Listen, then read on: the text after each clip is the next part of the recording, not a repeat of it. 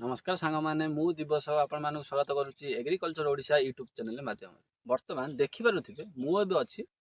कुंदुरु तोरडा plot आज आम video माध्यम पूरा पूरी डिटेल्स रे कथा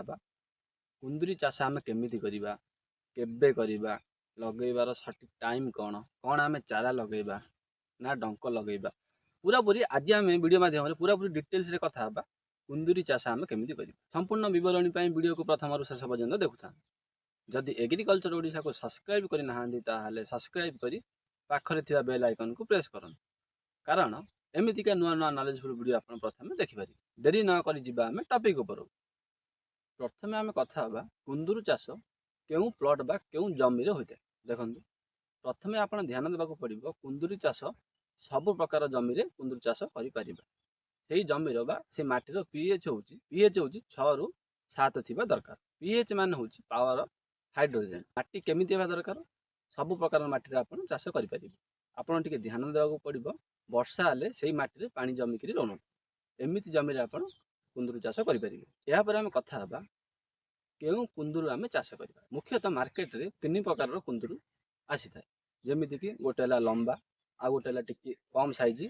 गोलाकार होइताए एवं आउ गोटे होइताए पूरा सरू आपणकर एरिया बा आपणकर लोकल मार्केट रे जो कुंदुरु रेट बा अधिक दाम मिलूची आपण से कुंदुरु चाष करि परिबे वर्तमान देखि पारुथिबे यूज हमर वर्तमान देखि पारुथिबे यूज हमर लंबा कुंदुरु चाष कराय आपणकर मार्केट रे जो कुंदुरु चाष होउची आपण से कुंदुरु चाष करि परिबे एहा पर हम कथा हबा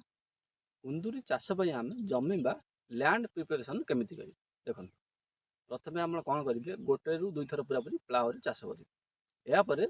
रोटर मारिकी पूरा पूरी लेबलिंग करेंगे लेबलिंग कर सारा पर आप कौन करेंगे बेड बने मुख्यतः कुंदुरी चाष दुई प्रकार बेड होता है गोटे हूँ ड्रिप मल्चिंग आउ गोटे हूँ बिना ड्रिप एवं बिना मल्चिंग प्रथम आम कथा ड्रिप मल्चिंग तापर आम कथा बिना ड्रिप बिना मल्चिंग प्रथम हूँ ड्रिप मल्चिंग जदि आप ड्रिप मल्चिंग रे चाष करेंगे कुंदुरु चाष ताहले बेड बनवा टी मेथड अलग केमी देखते प्रथम आप कौन करेंगे पूरा पूरी पावर टली बेड बने 5 फुट पाखापाखि आप ओसार बेड बने प्रथम धाड़ी द्वितीय धाड़ी दूरता हूँ 5 फुट एमती आप बेड बने केमी आप बेड बने देख प्रथम आप बेसल डोज पूरा पूरी बेड रे देदेवे तापर खत पूरा पूरी देदेवे गोबर खत है कि भर्मी कंपोस्ट पूरा पूरी देकर मल्चिंग करने मल्चिंग आप 35 कि 40 माइक्रोन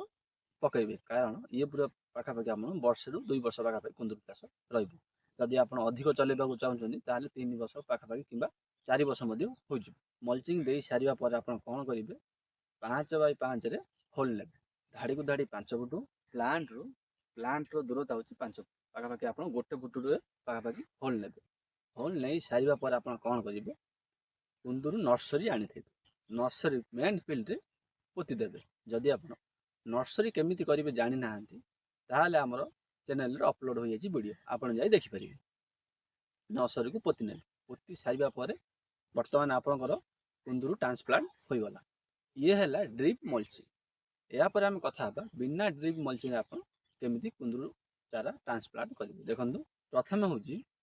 पूरा पूरी आप चाष करेंगे चाष करी रोटावेटर साहाय्य पूरा पूरी जमी को लेबलिंग करेंगे लेबलिंग कर सारा पर आप कौन करेंगे धाड़ी मारे 5 फुट ओसार पाखापाखि धाड़ी मारिबा पर आप प्लेन जमी आप कुंदुरु चारा पोती पारे नचेत एमती डंक पोती पारे नेक्स्ट वीडियो आम आपको देखईदेबू केमी डंक बा लटा पोता जाए पोती सारा पर आप कौन करेंगे पाल कि कुटा साहाଯ୍य घोड़ाई देवे जदि आप घोड़ाई देवे पूरा पूरी शीघ्र चेर आसीज यापर आप 3 रु 4 थर पाखापाखि आप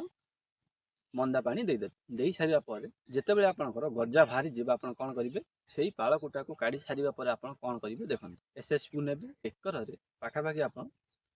5 रु 6 पैकेट पाखापाखि एसएसपी को नेबे नहीं सारा पर आप कौन करेंगे मूल में पूरा पूरी पाखापाखि 4 प्रकार 4 साइड में बुणी देवे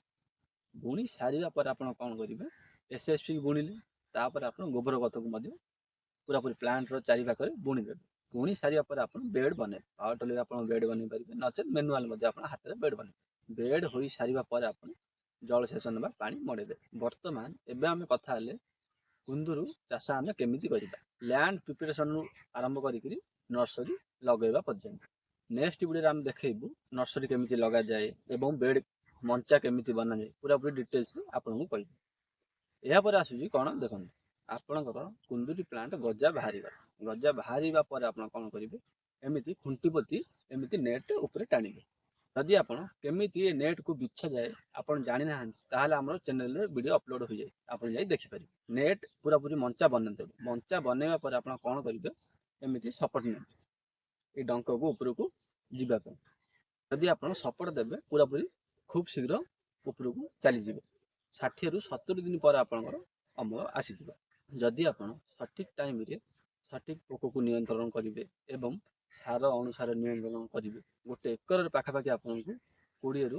30 ଟନ୍ ପାଖାପାଖି ଆପଣଙ୍କୁ ଅମଳ ଦେଇଦେବ। ଆଜି ଆମେ ଭିଡ଼ିଓ ମାଧ୍ୟମରେ ପୁରାପୁରି ଡିଟେଲ୍ସରେ କଥା ହେଲେ କୁନ୍ଦୁରି ଚାଷ ଆମେ କେମିତି କରିବୁ ଏବଂ ବୈଜ୍ଞାନିକ ପଦ୍ଧତି। କୁନ୍ଦୁରି ଚାଷ ବିଷୟରେ କୌଣସି ବି ଆପଣଙ୍କ ମନରେ ପ୍ରଶ୍ନ ଆସୁଛି, ତାହେଲେ ଆମ କମେଣ୍ଟ ବକ୍ସରେ ଆପଣଙ୍କ ମତାମତ ଜଣାନ୍ତୁ। ଯଦି ଆଜିର ଭିଡ଼ିଓଟି ଆପଣମାନଙ୍କୁ ଭଲ ଲାଗିଥାଏ, ଆମ ଚ୍ୟାନେଲକୁ ଲାଇକ୍ କରନ୍ତୁ, ସେୟାର କରନ୍ତୁ, ସବସ୍କ୍ରାଇବ୍ କରନ୍ତୁ। ମିଶିବା ଏକ ସୁନ୍ଦର ଭିଡ଼ିଓରେ ନୂଆ ଗୋଟେ ଦମଦାର ଟପିକ୍ ଉପରେ। ସେ ପର୍ଯ୍ୟନ୍ତ ରହୁଛି। ନମସ୍କାର, ଧନ୍ୟବାଦ।